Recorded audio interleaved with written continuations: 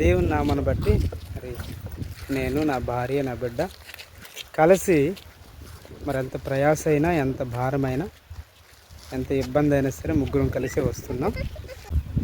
మరి నూతనంగా స్టార్ట్ చేసిన ఈ పల్లె గ్రామంలో మా పరిచర్యని దేవుడు బహుగా దీవించి అభివృద్ధి పరచులాగిన మీ అనుదిన వ్యక్తిగత ప్రార్థనలో జ్ఞాపకం చేసుకోవాల్సిందిగా మనవి చేస్తూ ఉన్నాను.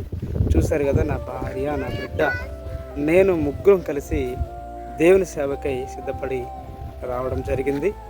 దేవుడు మమ్మల్ని బలపరిచి స్థిరపరిచి ఈ ప్రాంతాల్లో దేవుడు బలముగా ఆయన సువార్త, ఆయన వాక్యం అందించి అనేక మందిని ఆయన వైపు తిప్పడానికి సహాయం చేసేలాగిన మమ్మల్ని, అలాగే మా పరిచర్యల్ని, అలాగైతే ఏ గ్రామాల్లో అయితే మేము వెళ్తున్నామో, ఏ ప్రజల మధ్యకి అయితే వెళ్తున్నామో ఆ ప్రజలందరినీ దేవుని వైపు తిప్పులాగున, దేవుని యొక్క అభిషేకం మా మీద ఉండేలాగున మీరు ఖచ్చితంగా ప్రార్థన చేస్తారని నమ్మచ్చు.